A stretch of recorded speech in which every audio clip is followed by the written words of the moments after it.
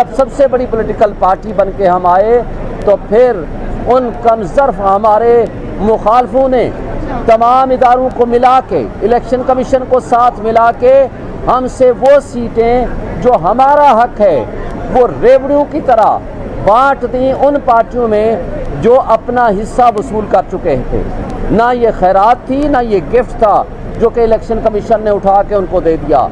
आज अल्हम्दुलिल्लाह वो सच सामने आने वाला है और इंशाअल्लाह हम उम्मीद रखते हैं कि इसमें हमारे साथ इंसाफ होगा, हमारी जो रिज़र्व सीट्स हैं वो हमें वापस मिलेंगी।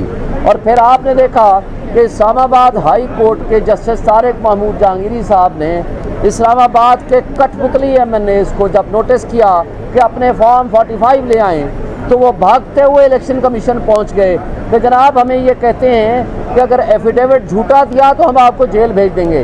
भाई ये तो कानून कहता है कि जो भी अदालत के अंदर कोई झूठा एफिडेविट देगा तो वो परजरी है, वो झूठ है, वो फ्रॉड है, तो उसके ऊपर तो पर्चा बनता है।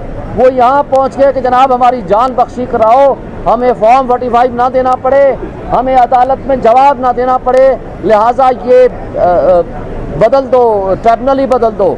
और उसके लिए इन्होंने, इन कठपुतलियों ने एक रात की तारीखी में ऑर्डिनेंस जारी कर दिया।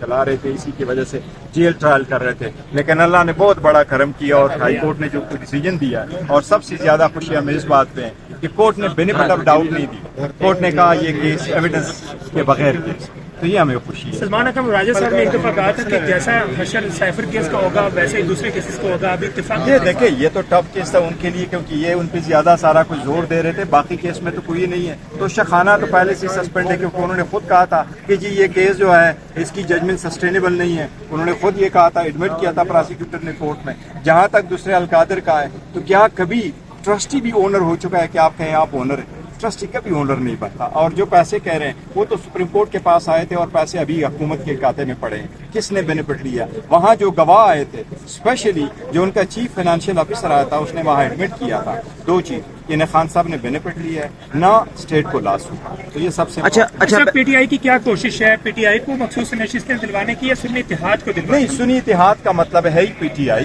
तो इंशाल्लाह सुन्नी इत्तेहाद को ही मिलेगी और यही हमारी पार्टी। अच्छा बैरिस्टर साहब, अब 24 तारीख तक समाअत मुलतवी होगी है, क्या अब उम्मीदें हैं काजी साहब? इंशाल्लाह ताला लंबी सा डेट दे दी उन्होंने। नहीं, वो जज साहिबान कोई अवेलेबल नहीं है तो बाय कंसेंट डेट हो गई और इंशाल्लाह 24-25 को हियरिंग हो जाएगी और कंक्लूड हो जाएगा। Thank you.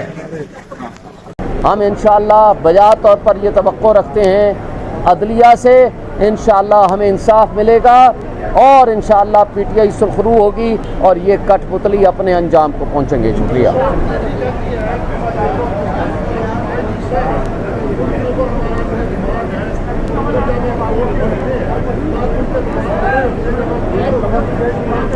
देखें, एक पॉलिटिकल पार्टी ने अपना एलामिया जारी कर दिया।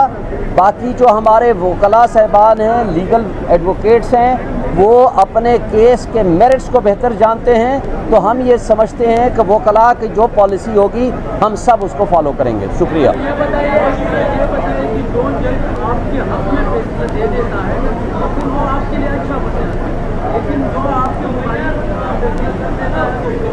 हम ये कहते हैं कि इंसाफ पे फैसला करें। इंसाफ के रास्ते में जो रुकावटें पैदा करेगा, देखें बल्ले के निशान की जो बात है, मुझे बताएं पूरी दुनिया के जुरिस्ट ने ये कहा कि पाकिस्तान के कॉन्स्टिट्यूशन को आपने एक पार्टी के कॉन्स्टिट्यूशन के ताबे कर दिया।